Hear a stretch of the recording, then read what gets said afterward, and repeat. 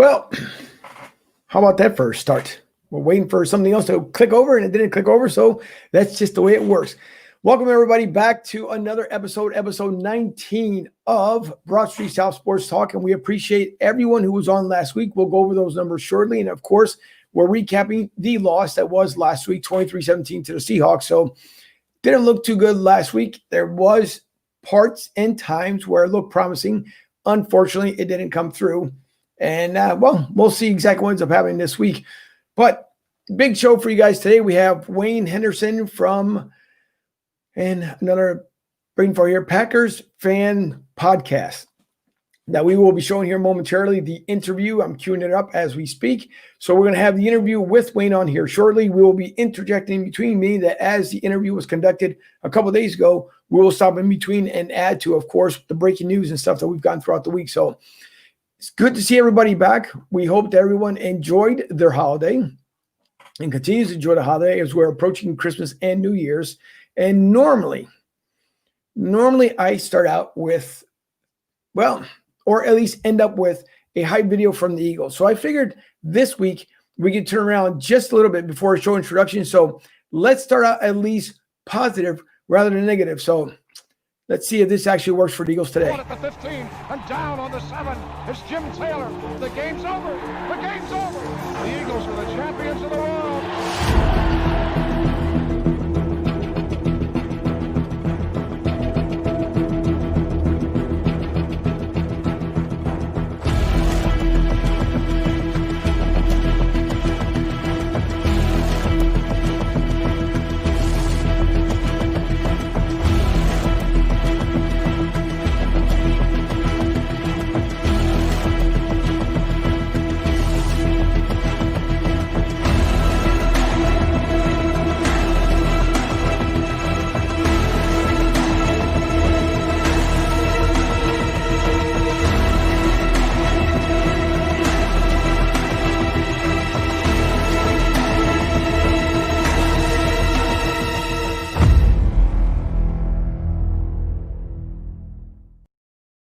It's time for a win, folks, and this week should be the win that we'll be looking for. And with Wayne earlier during the interview, we asked what the predictions were, and of course, I said that it was going to be for Green Bay, but things have changed, and it's going to change, as Mike Sherman, the contributor, was telling me not too long ago, that things will change. So maybe this is the win that the Eagles need. So we're talking Eagles, maybe a little Phillies talking between, some other sponsors that we want to mention that, and that all starts up right after this. This is Broad Street South Sports.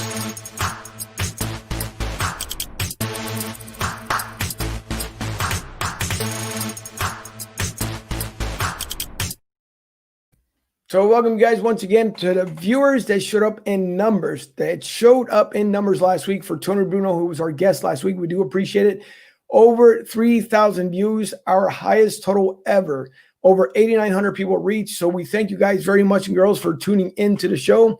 For those who are watching the replay here on Facebook, on YouTube, on Twitter. So thank you guys and girls for obviously watching the show. We do appreciate it, and we hope to have more guests in the future. And it was a lot of fun. We have bonus content from Tony from last week. So instead of being an hour and a half show, it turned out to be a 3-hour show by play-by-play commentary. So we do thank Tony for coming on with us, and we do appreciate it. So next person, of course, I want to bring on is that makes the magic happen, of course. That was, he was called BLG last week, which was quite funny, which was the bottom left guy. And I guess we're going to bring in the bottom left guy. Here he is, Mike Fuji.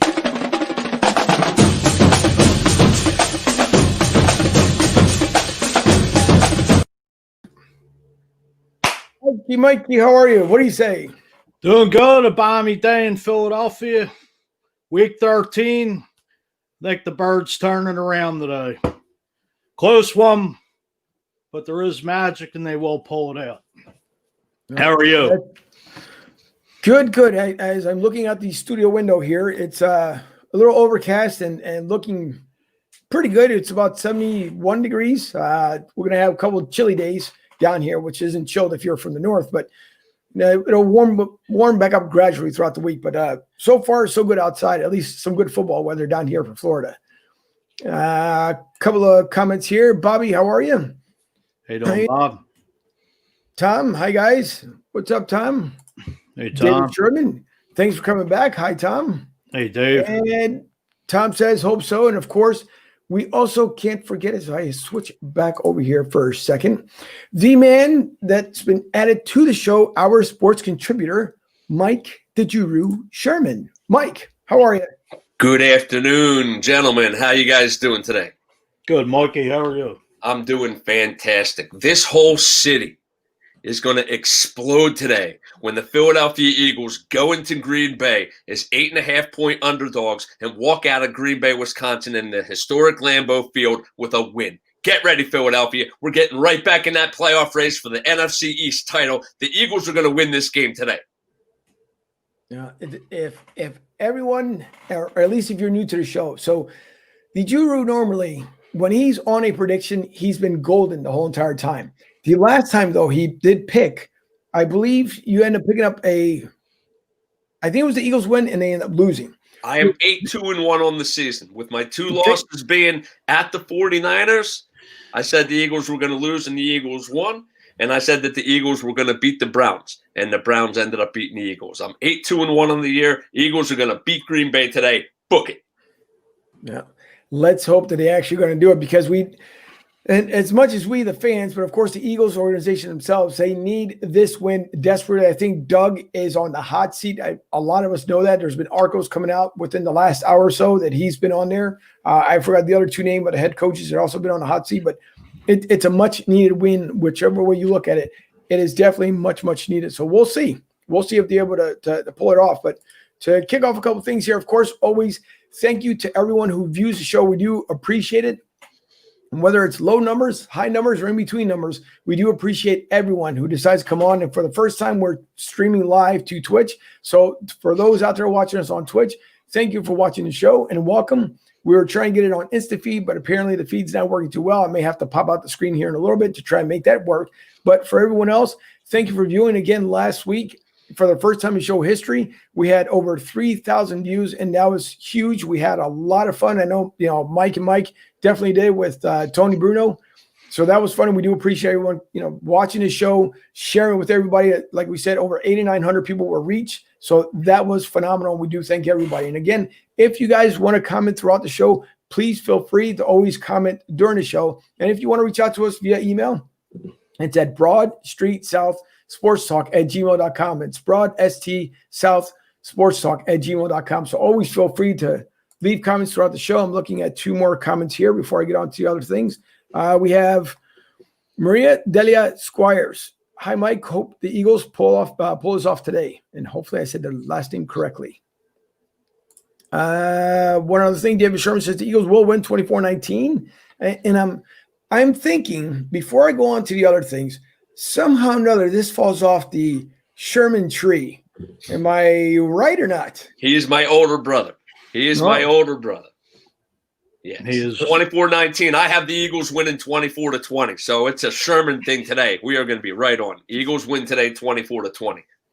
To me, that's incredible. And if I'm starting to learn that the Sherman family, including the wife, because Mrs. Sherman has been pretty dead on herself as well. So there's a thing with this family that they know exactly what they're talking about, and we do appreciate it. But thanks, David, for tuning in. David, and someone want to help me out with the last name here? David Strazak, Flamingo. Right. Thank you for joining in today. Really appreciate it. Great show, guys. Watching from Boston, we do appreciate it. Maria has another comment here. So do you guys think that they would put Hurts in, like some experts have been saying, to put under fire in the Wentz, or should we fly with Carson? Well, the rumor is today by Jay Glazer that Carson Wentz is on a short leash. And, if he struggles, Jalen Hurts may be put in the game. Wanted to wish you a happy birthday, Mara. Thanks for tuning in. Also, another rumor by Jay Glazer reporting is that Doug Peterson is on the hot seat, one of 3 coaches that may be rumored to be losing their job at the end of the season.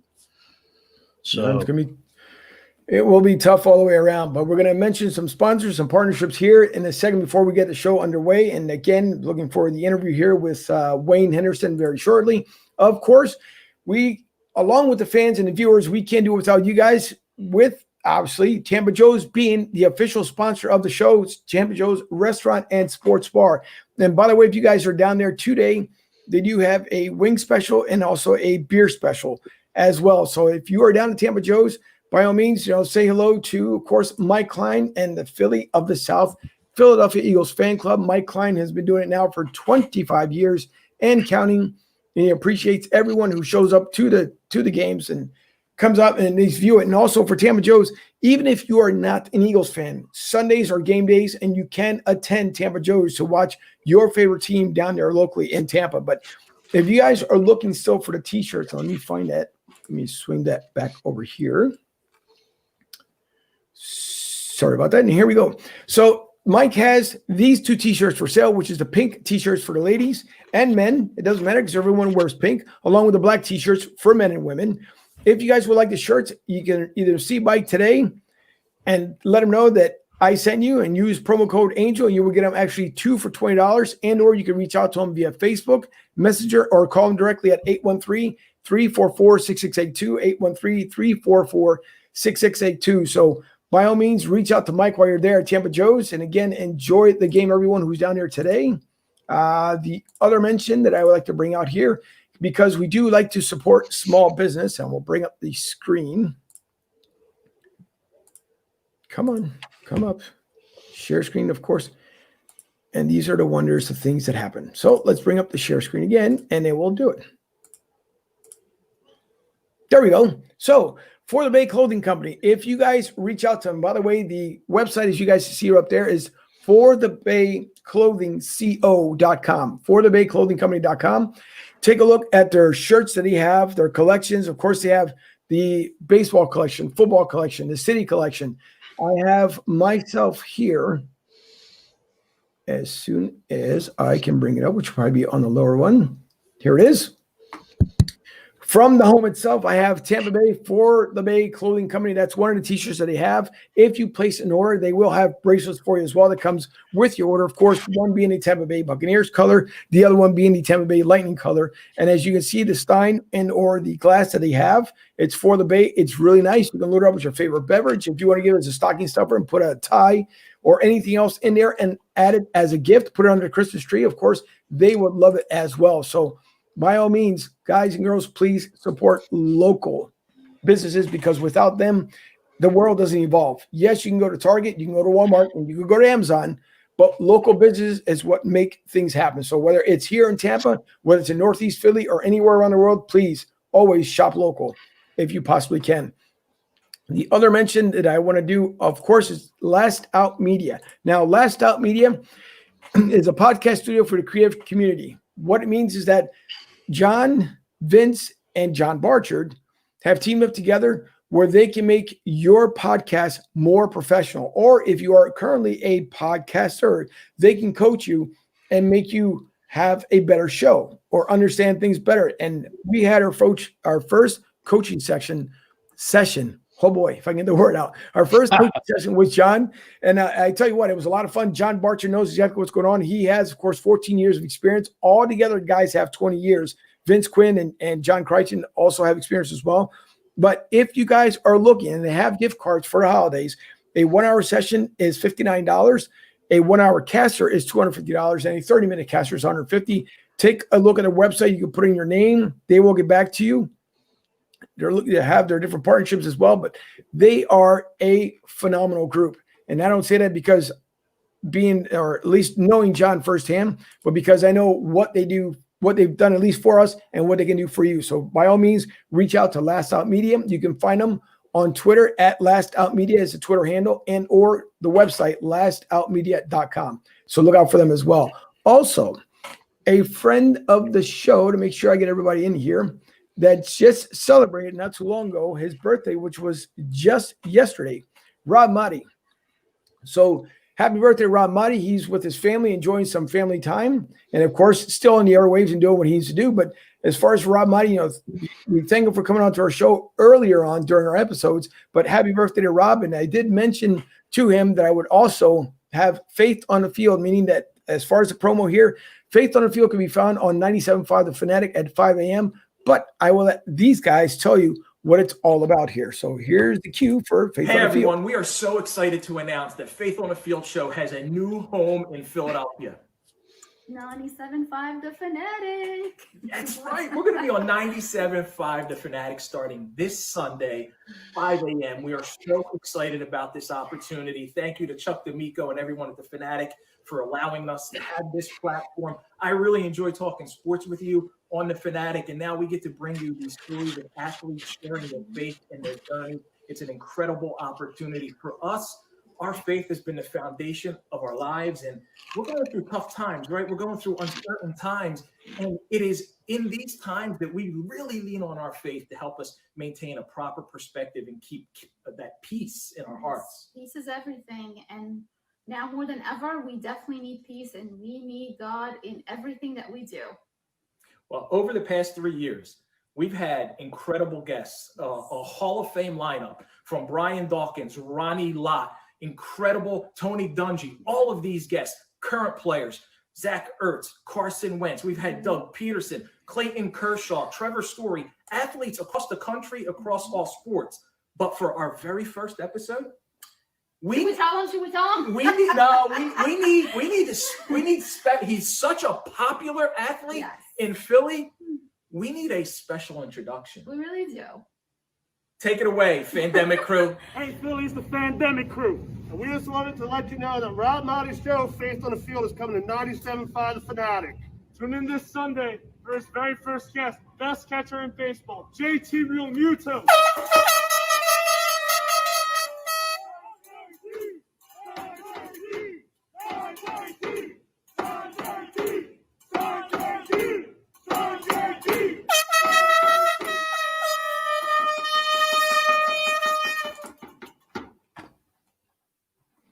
All right, so you got Faith on the Field, of course.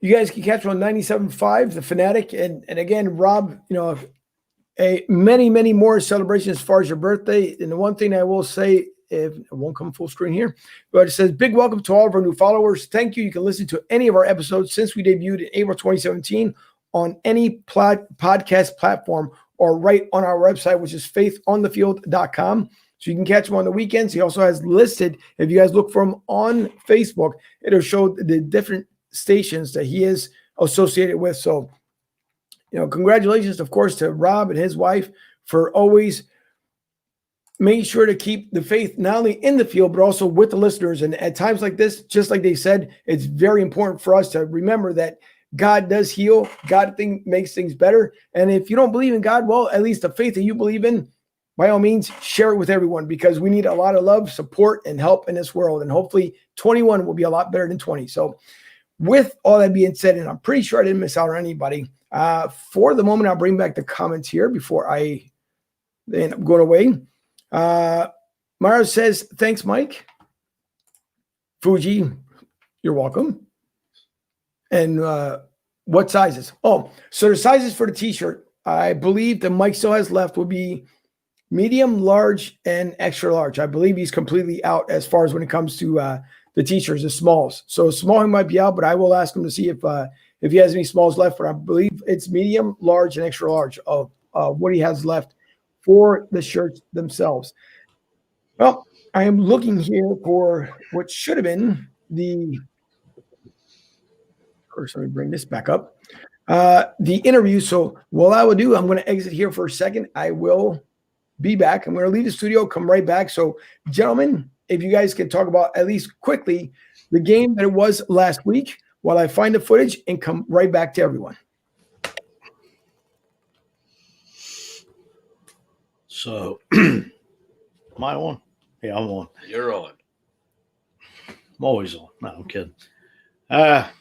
Disappointing loss last week. What's that? 7 in a row the Eagles have lost to the Seattle Seahawks. I mean, I think they could have capitalized on passing the ball, instead of running it 9 times. With Seattle having the worst secondary in the league as far as, against the pass with the defense. It was definitely a disappointing loss, but like you said, it's 7 straight losses that the Eagles have had to Seattle. The final score ended up being 23-17. And unfortunately, the Eagles stopped Seattle on 4th down 2 times in the game, which really could have been turning points in the game. And unfortunately, the Eagles weren't able to take advantage of those turnovers. And while the final score was 23-17, was the game really that close? No. A touchdown by Carson Wentz late in the 4th quarter made the final score 23-17, and definitely made a lot of people in certain parts of the country very upset with the final score of that game. Well, I mean, technically it was 23-9. I mean, that was like a waste of a touchdown anyway. I mean, game was pretty much over from jump anyway. So, your thoughts, Angel? My thoughts of it as I get the stuff loaded over here. To me, it was disappointing, and it kind of didn't feel short of what we talked about last week, because to me, the Seahawks were proven to be winners. I mean, the Eagles, yeah, they hung in there. They tried their best as they possibly could. I didn't feel the win last week, and it was right. I had a bigger score as far as a blowout, and it's kind of surprising that the Eagles end up hanging in there. The constant Carson to blame himself and not recorrecting himself, readjusting, doing what he's supposed to be doing. It just led up to what we all knew was going to end up being a loss. We don't want to sound like a bunch of negative Nancy's, and sorry for any Nancy's that are out there, but we just don't want to feel that way. But unfortunately, it was what it was last week with the Seahawks. We hope that this week with Green Bay, it turns out to be a whole lot better.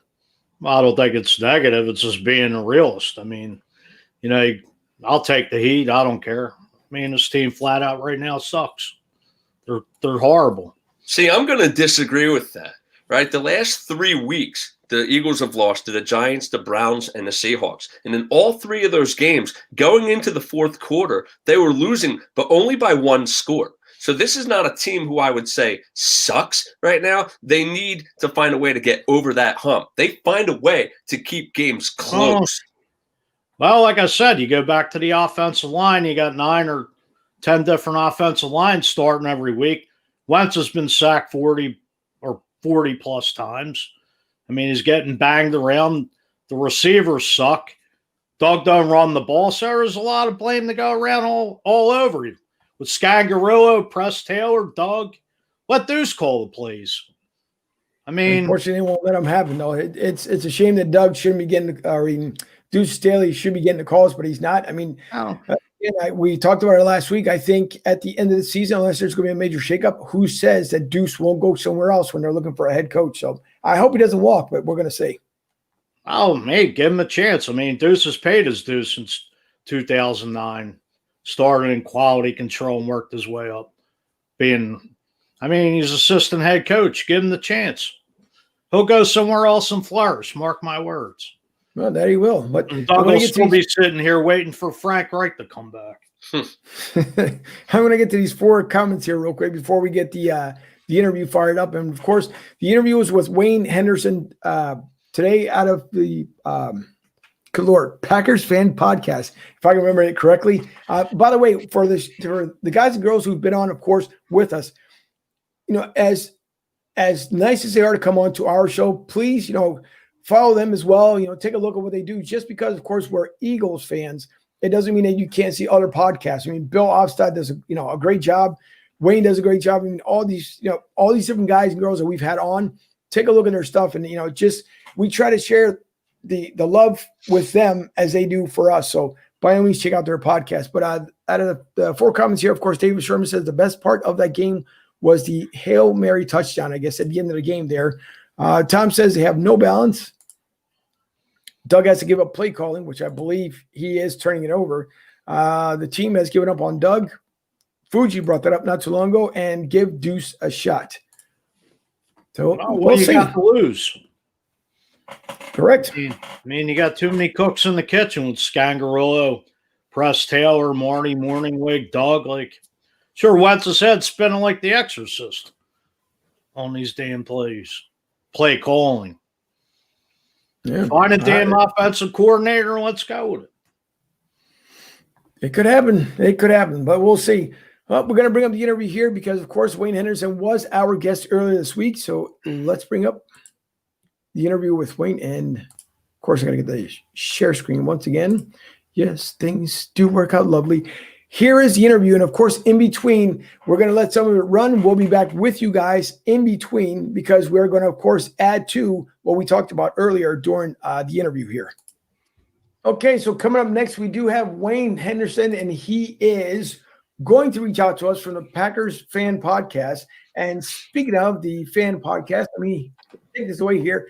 Packers Fan Podcast, you can reach out to Wayne at Wayne Henderson, also at mediavoiceovers.com. And I'm quite sure we'll ask him a question here about the voiceovers. Voiceovers are always a good thing, especially if it's something that you need to either step up your podcast or maybe you're doing an event and you need that voiceover, just that selling item. They're always good, and I always like to see the guys and girls who do voiceovers because it just makes it that much more better, the experience overall in business. But if you want to reach out to Wayne Henderson, of course, he is at Packers Fan Podcast, and the Twitter handle is Packers Fan Pod. Also, he is on Facebook, and on his Facebook page, you can see where it says Packers Fan Podcast, just about the same as the Twitter handle, except for at the very end, you put Packers Fan Podcast. So subscribe to him just like Mike and I do. We can see that we're following his podcast, and just because he's from Green Bay, that means that we can't follow. So without further ado, we are going to bring this back over to this screen here. And we're going to add Wayne. Wayne, there he is. How are you, sir? And thank you for joining us tonight. Hey, guys. Thanks so much for having me on. I'm doing well. I'm doing very well. Thank you. You're welcome. How you doing, Wayne? Excellent. So we're coming up, of course, with the Eagles, Packers, and everyone has seen how the Eagles have been handling their season this year. In years past, of course, it's been a dueling battle between the Eagles and the Packers. We saw it just last year where the Eagles had handled a little bit of Green Bay and it ended up coming back to win the game. But this year, it's a tale of two tapes. Obviously, Green Bay looks of Green Bay of old, where it's success. Matt LaFleur looks like he picked up from where he left off last year and probably going to challenge himself, obviously, a lot further this year in the playoffs, which the Green Bay Packers will be in there. But the one thing I guess that I want to get your take from, being an outsider and obviously being from Green Bay, and you've seen the Eagles play the Packers before, what do you think for the Eagles this season has been the major downfall compared to seasons past? Wow, that's a loaded question. As far as what's the downfall, I don't know if it's Carson Wentz. It just seems like with the whole 2020 and the pandemic that every team seems to be struggling with it, obviously, and other teams are like making strides against it. I really don't know what's wrong with the Eagles based on their record, because on the surface, to me, as a Packers fan, the Eagles do look like they're more talented than what their record shows.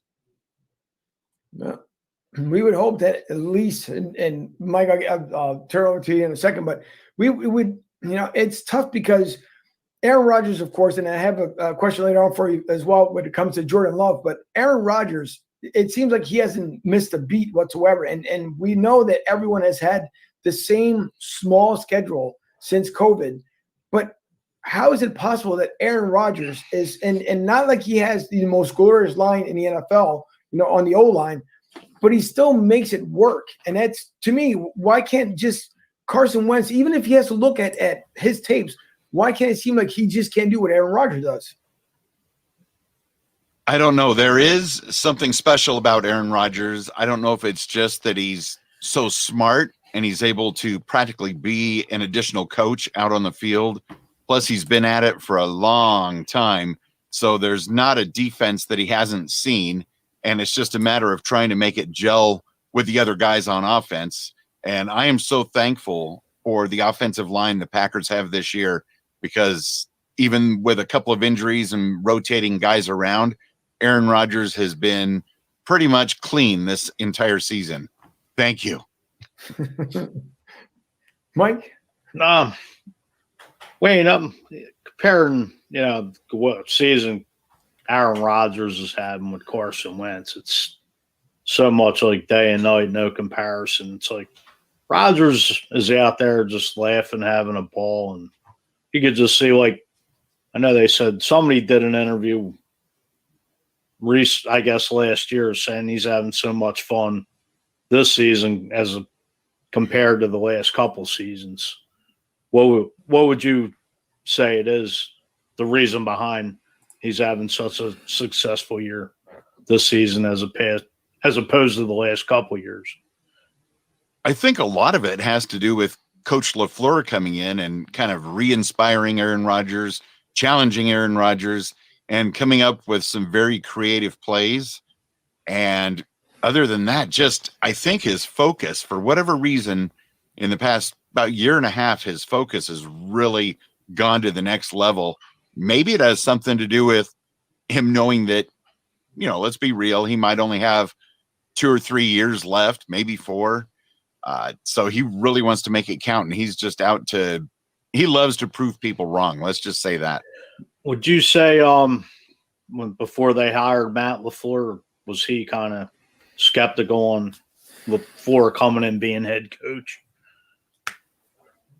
I don't know if he was skeptical, and I actually think him and Mike McCarthy, our former coach, had a better relationship than what the media made it out to be. But there were times where you could kind of sense there was some sort of friction, and sometimes you just need a change of scenery, I guess. Would you say the relationship between Aaron Rodgers and Mike McCarthy fizzled towards the end? Yeah, I do think it did. I'm going to kind of piggyback on that one. I'm still going to get over to the Jordan Love one, but for me, and what you guys were just talking about both here. So McCarthy, of course, was hired by Dallas, and Dallas, as everyone thought they were going to end up running away with the division this year, which is now more even. But Mike McCarthy comes on, and to me, Mike really hasn't impressed me whatsoever with this Dallas team, and he does have both the offensive line and defensive line to work with. So it's not like he's coming in to rebuild this entire team. But to me, he doesn't look like Mike McCarthy when he was the earlier years of Green Bay, and that's what I was expecting. But I did say earlier on as well that Mike should have been the hire for Dallas, and he's kind of proven me right, because to me, he doesn't have the same gusto that he used to have before with Green Bay. I think you're right. I mean, he did great things for the Packers, especially early on, winning a Super Bowl and all that great stuff. And I thought after him being out of coaching for a year that he would come back, like you said, energized, focused. And I do not like the Dallas Cowboys. And so I was like, really, you're going to get McCarthy? And I thought he would make a much bigger difference than he has. Of course, with Dak Prescott going down, that kind of just threw half of his cards out the window and kind of evened the playing field. But something, I don't know, something's not quite right. And it might be all due to Jerry Jones, and he's probably still meddling with everything down there. Of course. I think that's the Achilles heel of the organization, which is a great thing for us, being an Eagles fan. But as far as the game this week, you're seeing an old familiar face in Darius Slay going up against Davante Adams. We're just seeing Darius Slay, here in Philly for the first time. What would you say the matchup between those two has been in the last couple of years as far as who has the upper hand? Well, he's definitely a great player, Darius Slay, and I think he's going to be a tough matchup. But it just seems like, especially this year, and no offense to any of the defenders out there, but Davante Adams almost seems unstoppable, uncoverable. Some of the catches he makes, it's just incredible. So it's going to be fun to watch. And if Davante is covered very well and isn't able to have a breakout game like he normally does, then that'll be fun to see some great defense being played, and Aaron Rodgers will have to maybe turn more to the running game. But this will be a test. It's definitely going to be a test. I mean, I think it's one of the bigger matchups one-on-one, for Eagles Packers this week. I mean, as far as their offense, with Valdez-Scantling, and he seems like he's having a pretty solid year. I forgot the other receiver. Well, they kind of come and go as far as right. We've had a few injuries, and we just picked up Tavon Austin just the other day. So he probably won't be running routes, but I am pretty positive he's going to be in on kickoff and punt returns. Is Aaron Jones healthy? I mean, it seems like Jamal Williams is kind of carrying the load as far as the running game. Yeah, I think Aaron Jones is very healthy, but Jamal Williams has such a different running style that I guess they just pick which one's going to do the best in whatever situations at hand. It's kind of a win-win situation, and the Right. Packers have not had a dual running threat in, well, as long as I can remember. So I'm Oh. savoring that. I would say Dorsey Levens and Leroy Horde. Yeah, it goes that far back. Going back to the early 90s of Reggie White and company. Angel. Now, the Packers defense is tied for 13th. I think if Mike and I are correct here, but they're tied for 13th in the defense. And Preston Smith he's having a phenomenal year. I think we've seen all the way around. I don't know if he'll get NFL Defensive Player of the Year or not, but it seems like he's going down that avenue. He said that the rest of the defensive line has made the job easier for him. So if it's made it easier for them, for him, then what can we expect from Preston Smith and his defense this week? Because I think they're going to have a probably the biggest game of the year so far. That would be nice. I'm actually surprised that you see them. So I'm going to pause it there for a second because there are, of course, a couple of things that were brought up here. One was Aaron Rodgers, and I'm pretty sure he's probably going to end up having a big game today. We're hoping that Carson Wentz will have a bigger game. As far as he was, Mara, if I remember correctly, had the comment of do they bring in Jalen Hurts? I don't think the smart thing today would be to bring in Jalen Hurts because to me, all those little trick plays I've been trying to do, either you're going to bring in Jalen to be the starter or just keep him out because those trick plays are not working whatsoever. He's had 1-for-1 for a completion, so you're not getting far as whatever little magical things are trying to make it work.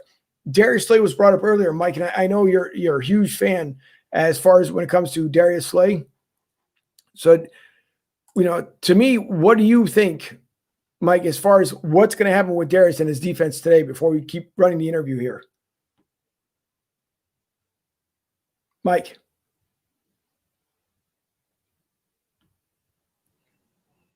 Oh, go ahead. I'm sorry. So we talked about a couple of things as far as when Wayne was talking, he was saying this when it came to as far as the defense, whether, Darius Slay, Aaron Rodgers having a big, having a fantastic season, their defense obviously stepping up. So you being a fan of Darius Slay, what do you think is going to happen today in today's game before we continue running the interview here? What do you think is going to happen as far as the defense on both sides, whether it be in the Packers and or the Eagles?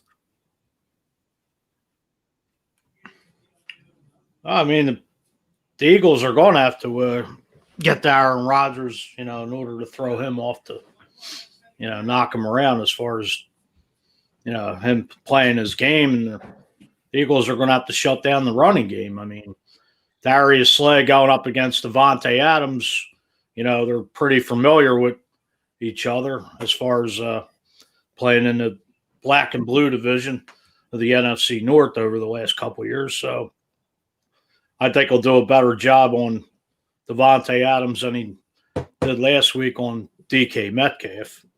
But, Slay is a little nicked up as far as Rich is chiming in here. But, if the Eagles just shut down the running game and shut down Devontae Adams, as long as the offense can come out and click on all cylinders, I think the Eagles got to run the ball.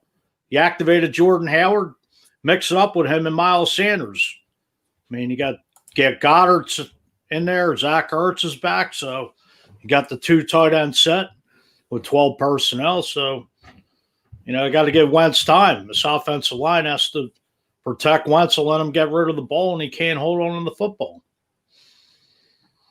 Let's continue on and see what Wayne brought up. And Wayne, at this year coming, and thank you so much also for coming on, for doing the interview, and we'll probably see you back in the playoffs again. So here's a continuation of the interview. Rank that high because us Packers fans, we do have rose-colored glasses, a lot of us, but our defense, and they've been struggling at stopping the run for at least a couple of years, and this year's no different. We did do a little bit better this past week. Of course, it was the Bears, but I'm nervous anytime the opposing team runs the ball. because I don't know why we can't stop them. We do it a lot better, further down the field as far as covering wide receivers and things like that. But the run game, I hope our defense becomes top 10 this week. Please. Oh, according to my notes, I have Packers are 13th. Wow. In total defense, or 13th against the rush and 15th against the pass overall. So I guess it's actually the rush is better. They're better at stopping the run and at the passing game. I guess the Packers fans that on the games that we've lost this season and we've let teams run all over us, maybe we're just remembering those bad moments more, and things aren't quite as dire as they looked. Yeah. That could be the case. I think other than the Bears, it seems like the Vikings are also your biggest rivals up there in the north. So Minnesota can't seem to, I don't even know for what better words I can even use it. They just can't get it together. It seems like they've been having problems at QB, just like the Eagles have had, even though we do have Carson Wentz. And the blame game can always go around. It could be he doesn't have his O-line. There's been tons of injuries, but Carson Wentz himself would have to do better. But so you have Kirk Cousins up there in Minnesota. And it seems like Minnesota, it isn't even Minnesota of just shy of 2 years ago. Like what's from an outsider, as a Packers fan, obviously reporting for the Packers themselves, for the fan base up there. Where is Minnesota as far as where are they going? Because it just seems like the organization is not. I don't know if you're not looking for a better quarterback, or is it that just they need a change as far as their offensive line coach or defensive or offensive line coordinator to calling the plays, because Minnesota's just not what they used to be. No, they're not, and I think it might just come down to chemistry, because every year during the off season and training camp, ESPN and NFL Network, they all talk about how the Vikings are so improved. They're definitely going to win the division. They're definitely going to the playoffs and possibly even winning the Super Bowl. And it never happens, thankfully. But I don't really know what the answer is, because they seem to have all the pieces. But as a Packers fan, I'm quite thankful that it's just not coming together in Minnesota. Yeah. Well, as far as Minnesota, my take is they lost a lot of guys on defense the last couple of years. And they let seem like a good core of their defensive starters go, and it's probably, hurt them. As far as Mike Zimmer, do you see him on the hot seat as far as maybe being fired? I don't know. That's one of the names I haven't heard thrown around yet this season. I wouldn't be surprised, because they know that they've got to make a move to try to improve. Now, of course, when he was talking about, he was asked a question by Mike, as far as being on the hot seat. We know that Doug is also, as of today at least, we're starting to see more and more articles come out that Doug is on the hot seat. So I'm going to pose the question up to you guys and to you guys out there watching the show. Do we believe if the Eagles lose this game today, is Doug either smoking hot at this point, or does the flame tend to simmer out until we find out what happens with the Saints game?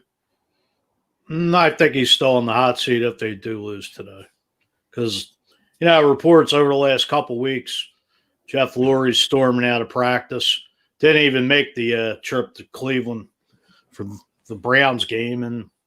And let's just say this: I think Jeff had a lot to say of Mike Rowe getting fired last year. That's why they brought Marty Morningwig in and Rich Scangarello. You're getting desperate having Press Taylor calling plays and stuff. So, there's a lot of blame to go around with Howie, Doug, the way Wentz is playing, but somebody's going to have to be the one to take the fall. And as much as I want to be the first one to say it, and I've been saying this for probably the last couple of years, but Howie's got to go. He can't draft, period. Put him in the back room and let him figure out all the cash and the contracts. Bring in a legitimate football guy. Been saying this for years. You know how you stop the talk of whether Doug Peterson is going to go or not? You go out there and you win a game. You go out and you win a game, and all of a sudden, all that talk is going to stop. The Eagles are in the NFC least. They are in striking distance of winning the division and getting a home playoff game. And as long as that lingers on, they're not going to fire Doug Peterson. At the end of the season, we'll see what happens. But 5 games ago, he's not going anywhere. I'm getting sick and tired of hearing about their one game. All right, yeah, they are mathematically. But there is no way this team no team in this division deserves to be in the playoffs. It should be the top 7 teams in each conference right now with this damn COVID thing. It's a disgrace. I mean, like Ray Didinger, like flipping out. It's a joke. These guys are professional football players, and nobody wants the damn division. It's a disgrace. Well, somebody wants it. They're going to get it at 5 wins. I mean, it's not going to take much to win a division this year. I think the last team, if I remember correctly, was the Carolina Panthers, and they ended up winning the division, going to the playoffs at 7-9. Seattle Seahawks, 2010 or 2011. So someone is going to win. It's either going to be the ACC Giants or DCU, one of the two, because the failing Cowboys aren't going to do anything whatsoever. But Rich Bridge says that Press Taylor needs to go. Doug can't have 5 guys in his ear with different ideas. I agree. Tom says that don't make the playoffs better, draft pick next year. Rich, I totally agree. I mean, you got too many cooks in the kitchen. I mean, it's like I said, Wentz's head's probably spinning like the damn exorcist. Go ahead. And as Tom says, if you don't make the playoffs next year, you don't play that first place schedule next year either. And the Eagles can become relevant once again very quickly. And I'm not saying for them to tank. They're not going to get the overall first pick. Leave that to either the New York Jets or the Jacksonville Jaguars at this point. But, if there's 5 weeks to play and they're still in the race, you might as well go for it and see what you can do. And it all starts today against the Packers. I think the Eagles are going to beat the Packers today, and I think they're going to beat the Saints next week, believe it or not. But we'll talk about that next week. Eagles today, 24-20. Well, let's get through the Packers game today first. Exactly. Before we move on to next week. That's right. So we're going to get back to the interview here with Wayne. And by the way, we did find out the Shermanator, the Guru, Mike himself was tested for COVID and not for the actual virus itself. COVID-related Eagles games. And apparently he came up positive for calling all these crazy plays. So that's just the Guru himself. But here we go. Back to really actually make a difference, because I think they are – the biggest rival in the division as far as who's going to win it year in and year out. Someday it'll be the Lions, but not right now. Yeah. Pretty much the doormat of the black and blue division. For sure. Yeah, because Matt Patricia, we talked about it last week on our show, but Matt Patricia, of course, being let go from Detroit, which helps out the division even more. And I think it's the O-line coordinator, I believe, is the replacement or the interim replacement coach for the moment until the end of the year. So now with Detroit, of course, having an opening at head coach, do you see someone that stands out for Detroit as far as taking over for the head coaching position? I haven't looked into that side of things. I don't know who's going to be available or want to take on that job, because there just seems to be some dysfunction with the entire team from ownership down. Something's just not right.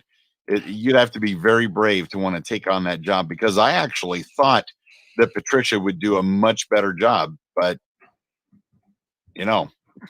I now see that the rumors swirled in the very beginning was that initially he was hired by the Lions. Then he decided to not take the job and go back to New England. And then Belichick had to tell him, listen, you don't get too many opportunities like this all the time, even if it's not a team that you want to be with. So he decided to go back to Detroit and give it a shot. But to me, he just I'm looking just from the outside. I'm looking from the Philadelphia fan base side. To me, it's one of those things that Matt Patricia just never had the intention of bringing that team back to where they were before. I mean, it's been forever and a day since they've been back in the Super Bowl. But it just, I don't know. There's a major disconnect in Detroit, other than the city itself. But I just think that Matt Patricia never had it and never wanted it. Yeah. Who do you think might be looking at that coaching vacancy up there?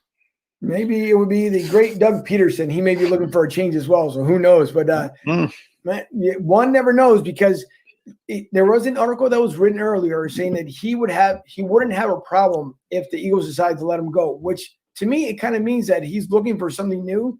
And could it be that maybe the Texans job is more attractive to him than going to Detroit? But I think there could be a possibility there with even our own head coach, because if things don't turn around, Jeffrey Lurie has already made a statement that he will make a change for 21.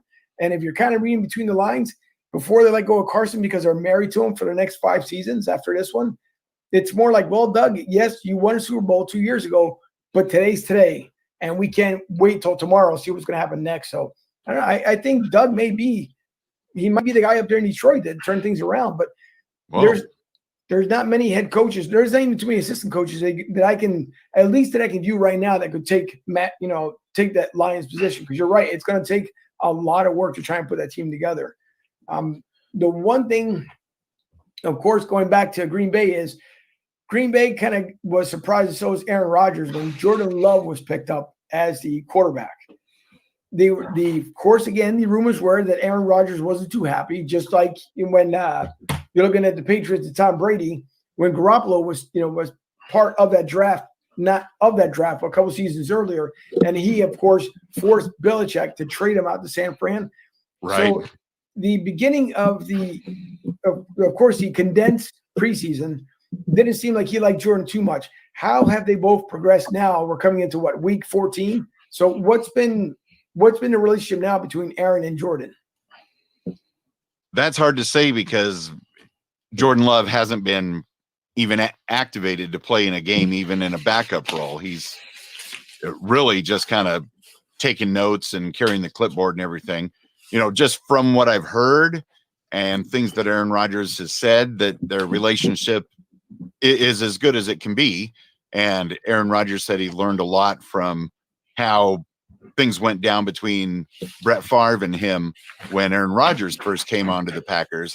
So he's trying to be, the better person in this thing. And so I think the relationship's fine, even though Aaron Rodgers knows that it's just business. And, what if Jordan Love sits behind Aaron Rodgers for 3 years, Right. just like Aaron Rodgers did with Favre?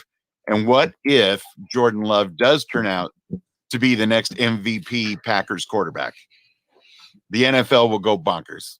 Yeah, they sure will. And the other thing you got to think about it too is what happens if, and even though Jordan Love hasn't played not one down, but what to say that a team, as desperate as maybe the Carolina Panthers come calling, and the same thing, just like you said, what happens if he turns out to be that MVP type quarterback? And then Green Bay's looking like, I know we took a gamble with him. I know we took a gamble with Aaron starting, but maybe we could have inserted him earlier and had Aaron. I know no one wants to ever be the backup quarterback after being the starter, but I think Jordan Love might be that guy. And if the Green Bay was strong enough to see something in, obviously in Jordan Love, then to me it's one of those things that other teams could be looking in, because you got at least 6 teams this year that will need help at the QB position. So I think Jordan Love will be. I think he may be sought at the end of 2020 going into 2021, but we'll see.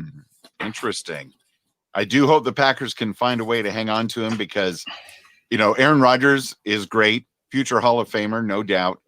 And we've been very lucky that this is one of the first years in recent memory where he hasn't had to miss a game or get really banged up and hamper his performance. Aaron Rodgers has been pretty much healthy all season. Thank you very much. And so we haven't need to, dig into the insurance side of thing and bring in either of the backups. Maybe depending on how the rest of the year goes, if we, clinch the division or maybe even clinch a first round bye or something like that, maybe we'll rest some players and we'll see what Tim Boyle and Jordan Love can do. So, of course, we talked about here that Jordan Love being the surprise pick for Green Bay was last season. And, of course, the surprise one being Jalen Hurts this past season for the Eagles.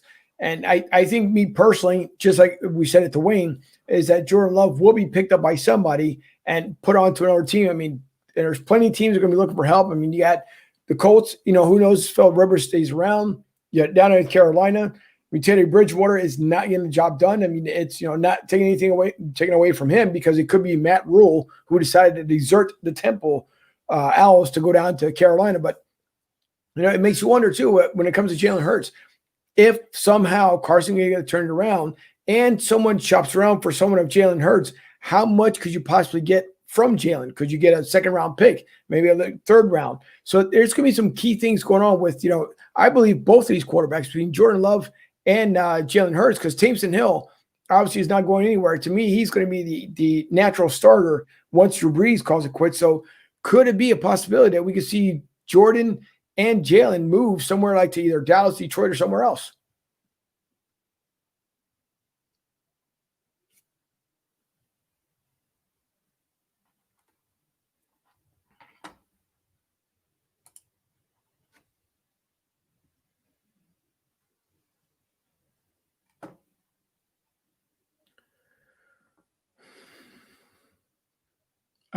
Sherman, you might want to take over here because Mike doesn't realize his mic is off. All right. Yeah, it's quite possible that these two quarterbacks move. I'm not exactly sure what you're going to get for them. I've said all year that I think that having Jalen Hurts hold a clipboard for a majority of the season is really hurting his stock. Bringing him in for one play is just damaging Carson Wentz's psyche, and I think it's also hurting Jalen Hurts' psyche as well. If the Eagles really want to go in the direction of Jalen Hurts, then they need to put him in for at least an entire series or two to see what it is that he can do. But with a trash division like the NFC East at this point, they're not going to put Hurts in for a lot of time. Carson Wentz is the guy who got the Eagles to the division title in 2017 before he had the injury.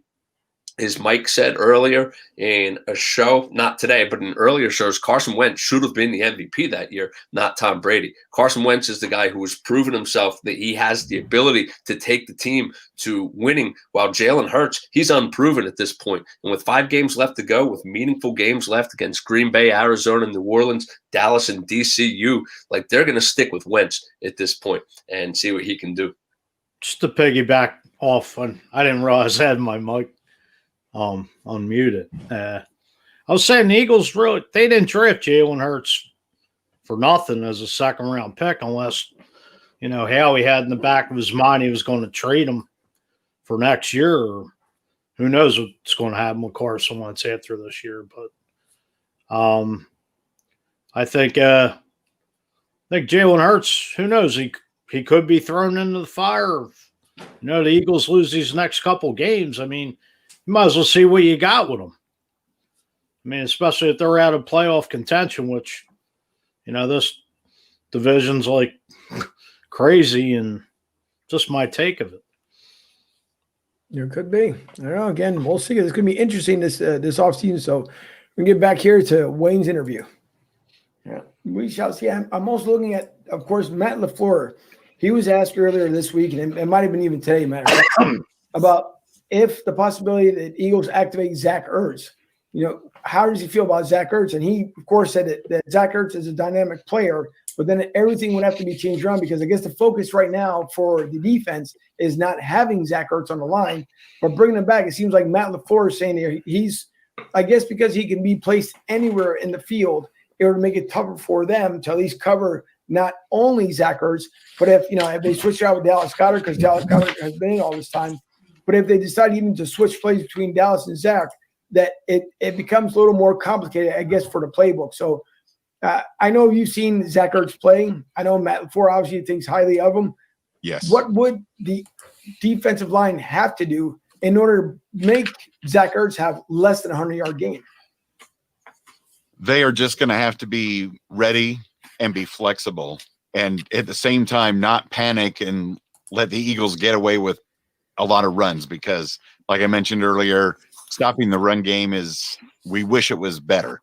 So we do need to be flexible. And I'm sure that just with some of that news that dropped, LaFleur's he's already looking into ways to try to put a stop to Ertz, working with the defensive coordinator, hoping for the best. This is one of those games where on paper, it looks like the Packers definitely should win. Right. But we cannot take the Eagles lightly. We absolutely cannot. And like you said, it was just 2 years ago you won the Super Bowl. And belated congratulations and thank you for beating the Patriots. Thank you. In that, Thank you. I can't believe how quickly things have changed there. And I'm sorry. Well, Yeah. as far as the Now, real quick, just to show you how things can flip from one day to the next. Of course, we had the interview here Thursday with Wayne, and the question was asked to Matt LaFleur, if Zach Ertz gets called into the game, how much change are you going to have? Ironically, Mike, I believe Fuji, you got the report earlier that Zach Ertz will be in today's game. yes, he will be in today's game.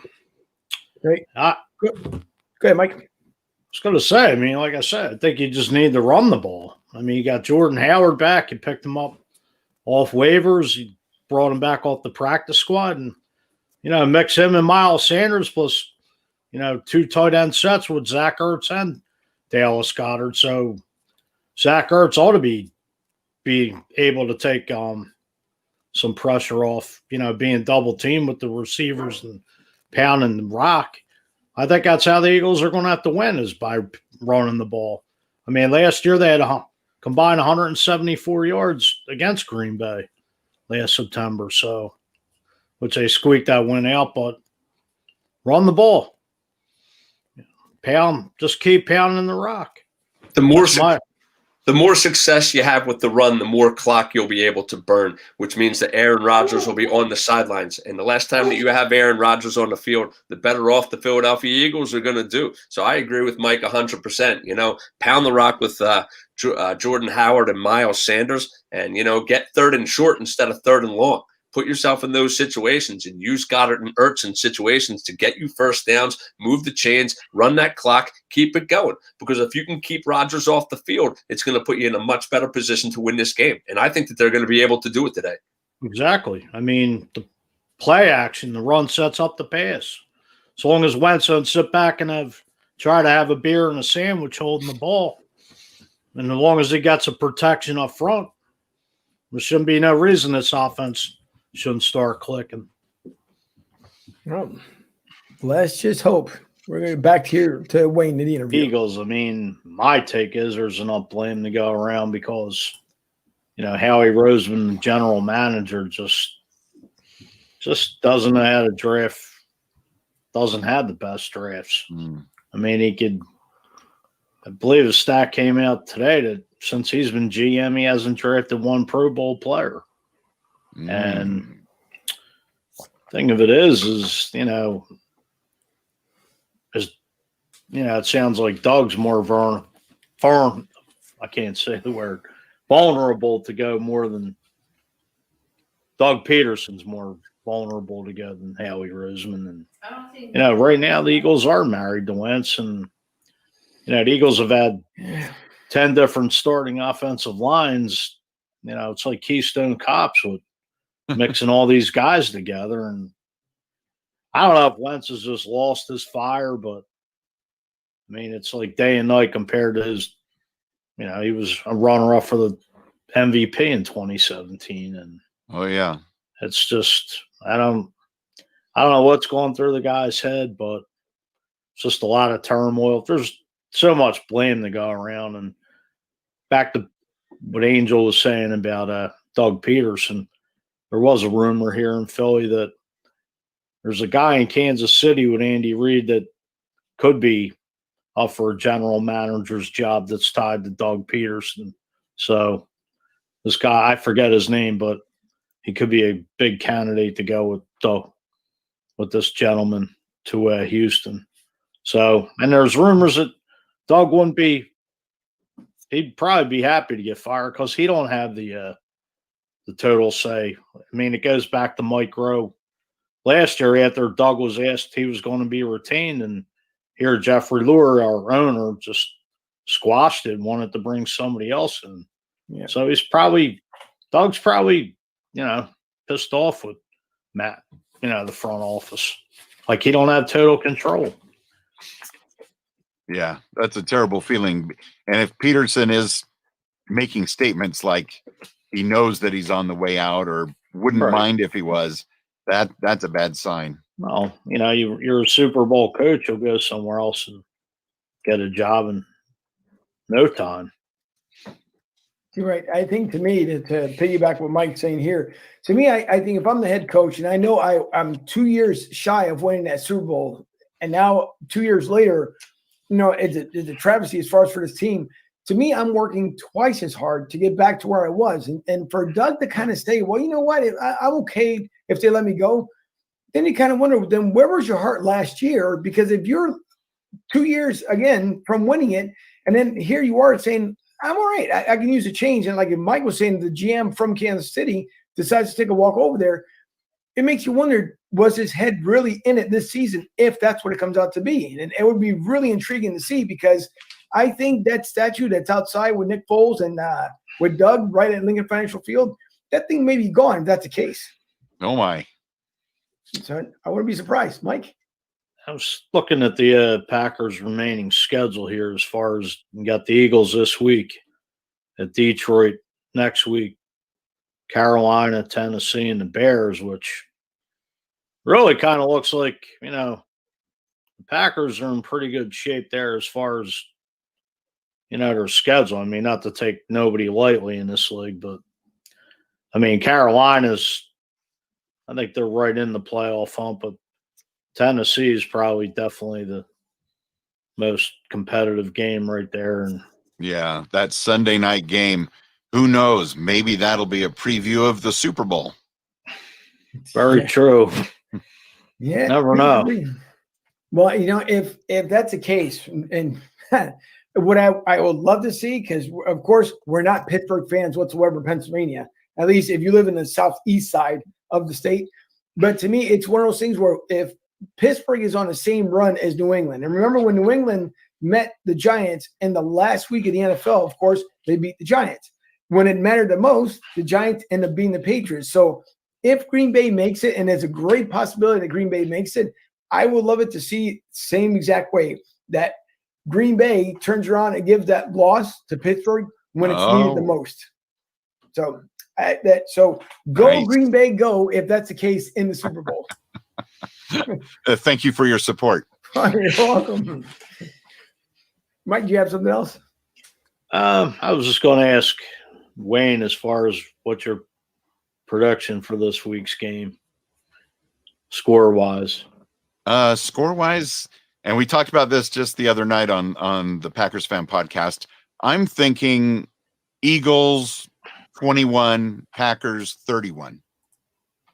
I'm thinking about a 10-point victory. Our defense is going to let you score 21 points, much to my chagrin. I could How about you? I don't know score-wise, but honestly, I'll say this. I could see the Eagles. I'll probably take hell for this, but I could see the Eagles losing out the rest of the year.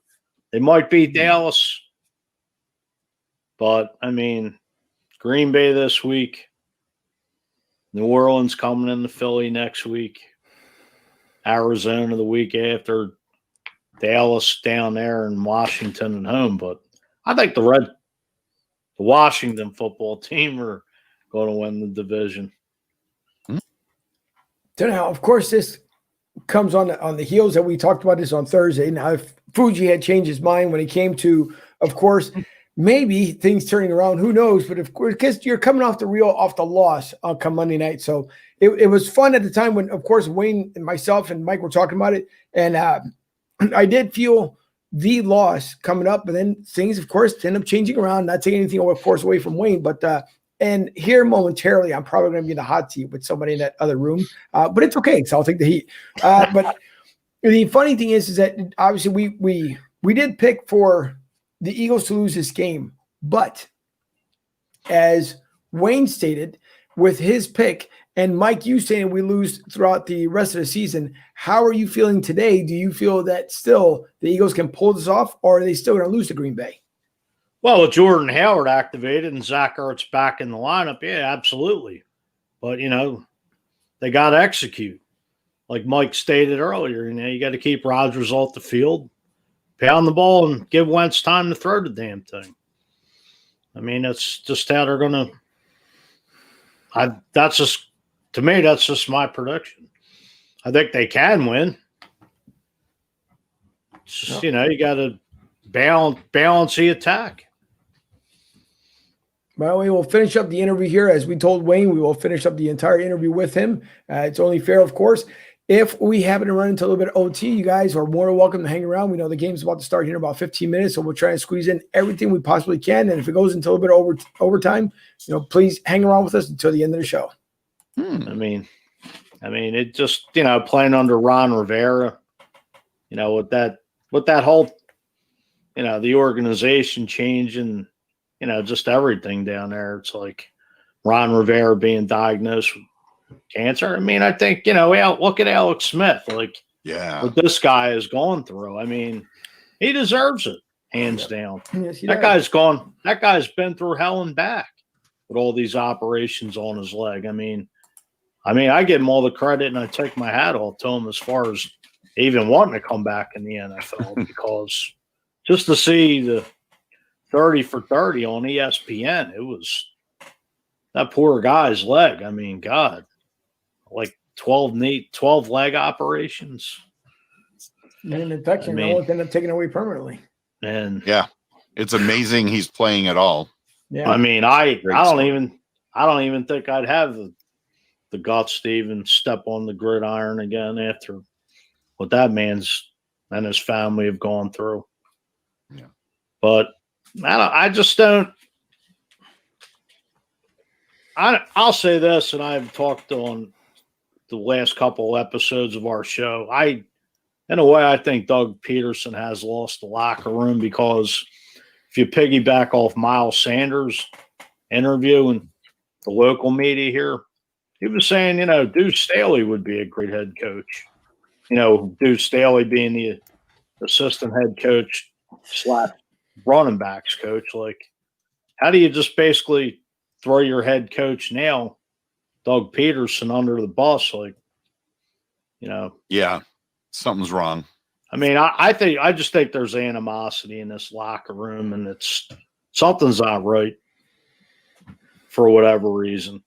I mean, Wentz, I don't know where, like I said earlier, he's just all over the place.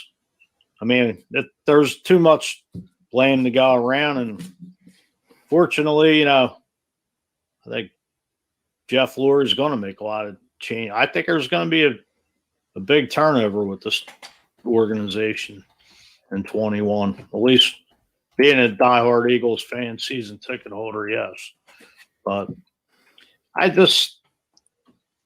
their heart's not into winning. I mean, the defense is there, but the offense is just, you know, Doug don't run the ball enough. Well, we know with 14 years of Andy Reid, Andy just was just pass happy. I don't want to get into that, but Angel. Well, I will say that, and usually, of course, prediction comes on Sunday, but by the time we play this, it will be Sunday. So big thing will be that I think the Packers, it's few times that the Packers do it, very few. But I think this is one of those games that the Packers actually make a mistake and the Packers beat the Packers instead of beating the Eagles and make a late mistake that will cost them the game. And I think the Eagles actually pull off, which I'm even skeptical of saying to myself, with 23-21, even though Aaron Rodgers is going to have a big day, I think there's a dumb mistake on the defense towards the end part of the game, and a lot of the Eagles win it by a field goal. So, and of course, I could be wrong, and I'm probably going to be wrong. But on the flip side will be that I want the Packers, of course, to stay on pace so they can win the NFC as far as getting the bye and, you know, having at least that first round bye. Because right now, I think the Saints are leading it. But Yeah. I would like to see that at least Green Bay, if it comes down to it, I'd rather see it at week 16 where it's the even record between the Saints and Green Bay, but Green Bay ends up winning it. So they can at least take that rest week and then make that charge to the Super Bowl and beat the Steelers. Because I think KC's going to have a hard time if it comes down to the AFC Championship game. And then again, who knows? Because the Titans are sleepers. So maybe it's between the Titans and Pittsburgh for the AFC Championship game. But either way, if it's Green Bay representing the NFC, go Green Bay, go. Nice. Thank you. And so in a couple of weeks when you guys play the Saints, I'm definitely rooting for the Eagles that day. Well, let's hope. Thank you. Let's hope they can pull it off. So, Wayne, I'm going to show here one more time for everybody who just maybe just tuned in. And, of course, we thank you for coming on. Wayne is part of the Packers Fan Podcast. Of course, you can see Wayne here at Wayne Henderson and Media Voiceovers. And that was a question I forgot to ask you here as I do the little promo here, along with the Facebook page. If you guys look over on Facebook, it's the same, just about the same. You have the Packers Fan Podcast show. So look for Wayne on both on Twitter and on Facebook. And then, Wayne, before I let you go here, and actually I have two more because I want to talk about the history as far as Lambeau Field. But so the voiceovers, can you give us a little story behind the voiceovers? Yes, about the same time that I started podcasting in 2005, I started doing voiceovers from my home studio. And my focus right now, as far as voiceovers go, is doing professional voiceover intros for other people's podcasts. In fact, I have a client at the Resourceful Designer podcast. He has me record a slightly different intro for his podcast every single week. So I've done over 230 different intros for the Resourceful Designer. Wow. And then a couple of weeks ago, finished up narrating a short audiobook for a client. And that's the total opposite as far as the type of work, voiceover work that is. But it's a lot of fun. I just get behind the mic. I can't stop talking. Right, that's right. That's pretty good to do 230 different ones. That's creative. That's when you really have to be outside the box. If you asked me to do 230 different voiceovers, the only thing I'm just going to be kind of staring like, yeah, okay, let me think of one before I can even get to two. So that's a great job. Great job by you. Well, the credit goes to Mark for writing them all out. He's scripted. Each one is a slightly different fun fact about Mark. He's the host of the Resourceful Designer. And in fact, just yesterday, he sent me the next 20 or so to record. So I'm glad to have the steady work. And I'm learning a lot about Mark doing these promos for his podcast. All right. Still, even though it's nice. I'm sorry. Go ahead, Mike. No, go ahead. So the last question, of course, that we have, and again, it's been a weird year. We all know this is 2020. We're hoping to exit out real fast and bring a normal 21 back. But looking at the game Sunday night, we're just talking about it off air before we came on here. Lambeau Field, of course, a very nostalgic, and I mean the history itself within Lambeau Field, it goes back to me at least centuries. It feels like, but you look at Sunday's game, and you almost kind of feel like it's not the same thing because you're surrounding yourself in the stadium, and you see the players in the middle of the field. It's almost like playing, obviously Madden on your Xbox or PlayStation. But it's not the same. Like it's getting colder. Everyone, of course, this time of year, whether you're a Green Bay fan or not, everyone looks forward to Green Bay because you just watch, of course, the hot air coming out of people's mouths and turns into cold mist. And there's just a different feel. It's like looking forward to Christmas for a lot of people. So you being, of course, with Green Bay, being a Green Bay fan and looking at it overall, how weird or different is it this year that there's no Packer fans whatsoever. The cheeseheads are gone, and it just looks, like they're playing in another planet because it doesn't look the same. So I would imagine the field's got to be completely different. Yeah, and it's actually very sad. I don't get to go to very many Packer games at Lambeau Field, maybe once every 2-3 years, but of course I watch them all. And it truly is a historic, magical place. And it's sad to see any of the NFL stadiums empty this year, the ones that aren't letting in fans. But maybe it's just because I'm a Packers homer. But when I see Lambeau Field with nobody there, aside from this past week, they did allow a few hundred family members to come. But still, the whole stadium's pretty much empty. And it just looks wrong. Just wrong. Yeah, that it does. Lambeau Field being a phenomenal, to me, it's like the holy mecca of the NFL, and just taking in the ambiance even though it was late September, week 4. Just the ambiance. I had local fans behind me, we all got along great. And it was right. Like the whole town was just amazing. It's like it was, on my bucket list to get there as far as going, trying to get to every NFL stadium before I pass on. But Oh, it was definitely, amazing time. I would tell anybody, if you get a chance to go for it. I am so glad you made it up there. And it's true. Whenever I've gone, those fans there in the Midwest, those, especially the Packers fans, they're nice, mostly nice to even the opposing fans. But when I go down to LA and I go to a Rams game, there's fights at every game, no matter who they're playing against. It's just ridiculous. Yeah. Talk about the Philly fans. Well, I remember I've heard stories. I used to hear like Candlestick Park, and when the Raiders played in Oakland, like people were getting stabbed. Like, Probably, Philly has a reputation, but we ain't, fighting, but we ain't stabbing people. Right. You know where to draw the line. Right. I mean, that's like overkill. I mean, it's football. It's just a shame, some people can't handle the booze, but whatever it is, it's what it is, sadly.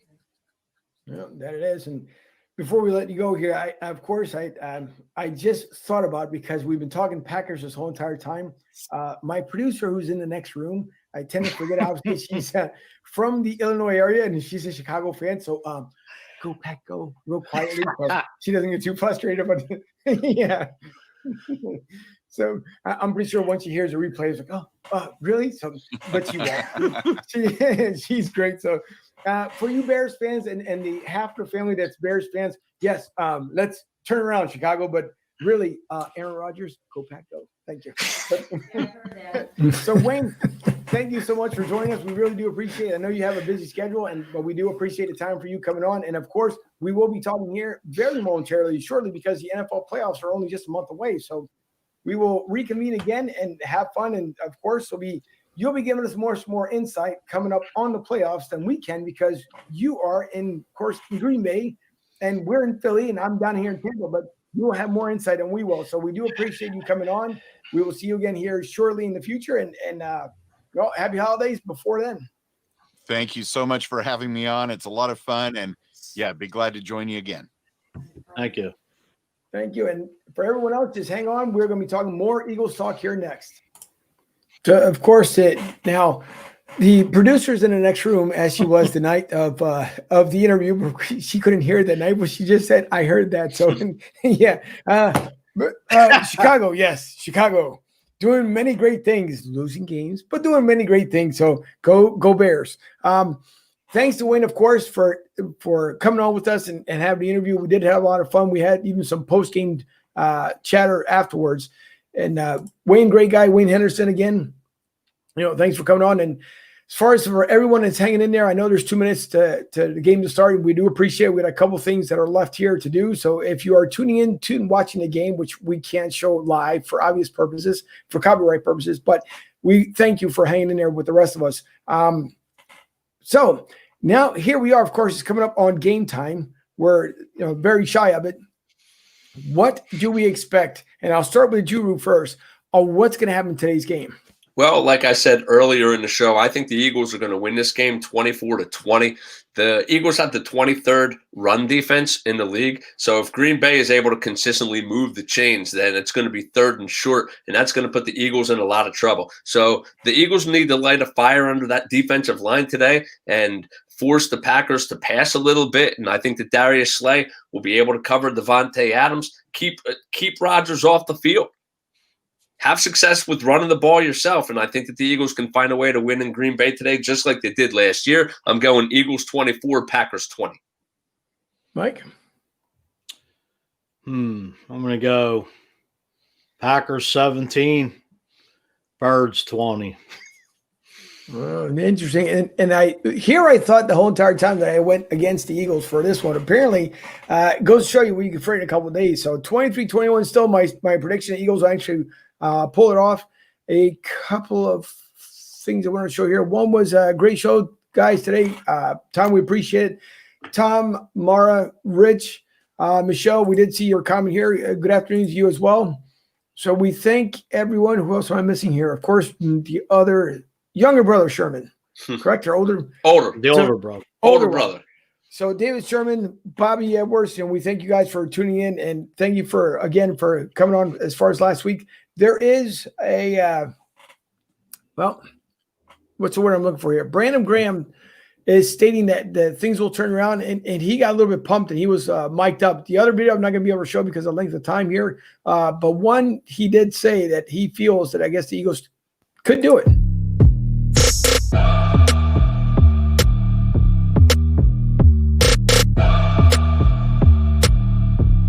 I see 5 games left. I see a focused team that's just trying to get it right, because at the end of the day, we want to prove all y'all wrong, because everybody want to tank the season, say it's over.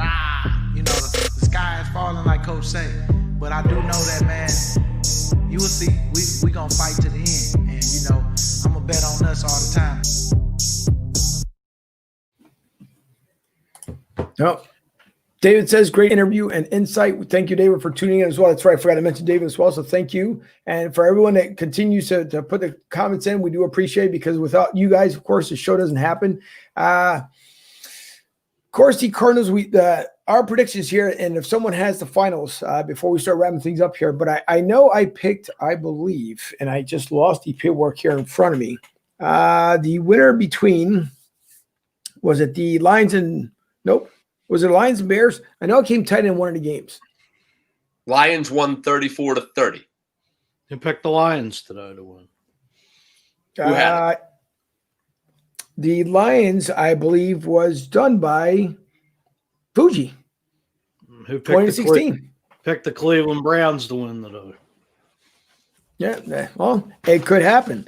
The 41-35. Now, between the Browns and Titans, what was the final on that one? 41-35 Cleveland. 41-35. Hold it in. I picked the Titans. Juru, you picked the Titans. Fuji, once again, picks the winning team.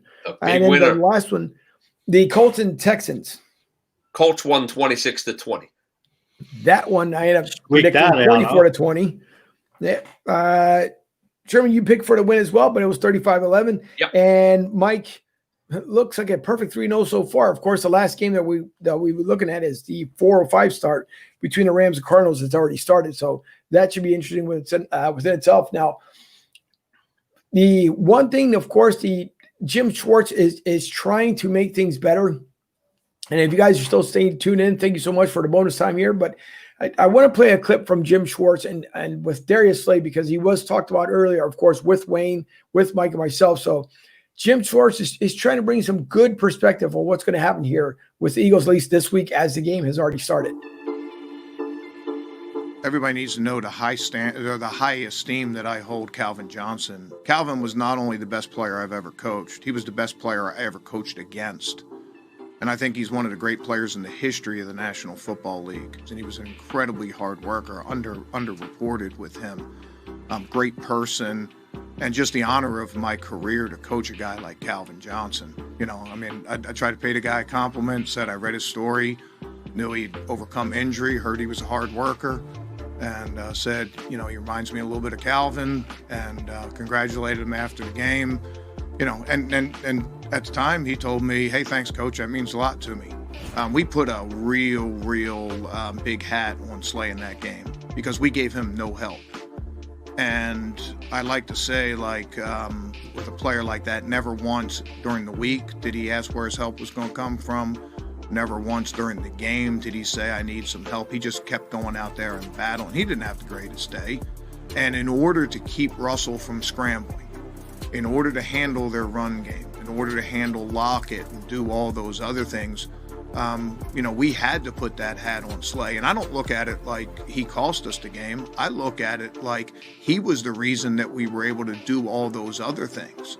Oh, no, I got a ton of confidence in Jake. I was bummed for him missing that PAT shoot. I think he's 100%. I know he was 100% on PATs going into that game. I think he was one of only a handful of kickers in this league who were in that situation there, and obviously came up short. We obviously expect him to make that kick. I thought he did a great job coming back and making that 40-plus yard kick there for us in the game, and I got no worries with him at all. I don't feel indecisive out there. I think there's times in every game, whether it's the past, whether I'm playing at a high level or struggling, whatever it is, where you misplace. You misplay, you miss a throw, you miss a read. That happens, and every week I look at those and how can I learn from it? How can I go forward? And so I don't feel any different on that respect. I know I can play better every single week. But as far as being decisive and trusting these guys, that's not going to change. I'm going to keep, what I see, trusting what I see, letting it rip. And I know I can do a better job of that, and I plan to.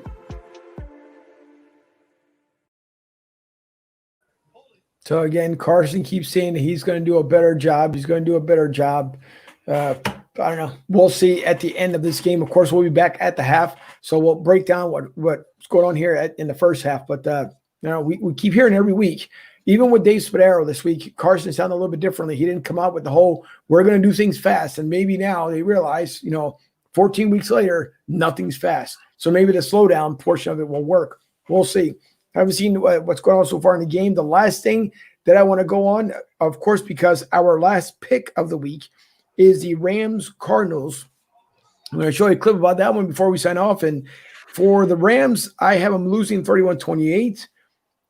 The Drew has them winning 24-17, and Fuji has the Cardinals winning 26-20. So I'm going to show one more clip here, and it comes to courtesy of the Cardinals, and we'll wrap it up.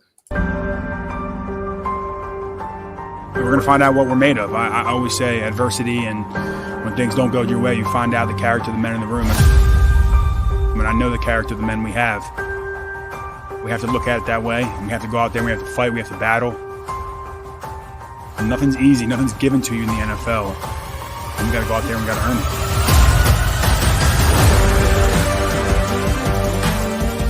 it. Everything we want to accomplish is still right in front of us. The beautiful thing about it is it's not in anybody else's hands. We control our destiny.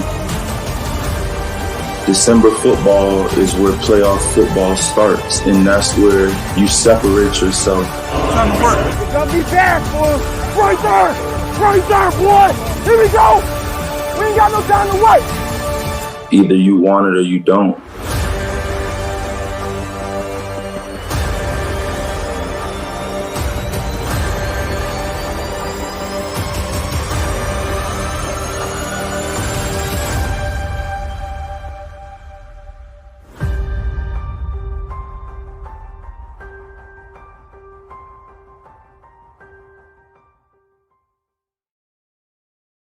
Well, let's hope that the Eagles find a way to win today and that they won it, because if not, we're going to see what could be the worst fallout ever from this team, other than when Chip Kelly and Rich Kotite being here. So it's going to be interesting. Guys, thank you so much, of course, for being on with me as well. The Drew Root, a sports contributor, my co-host, Mike Fuji.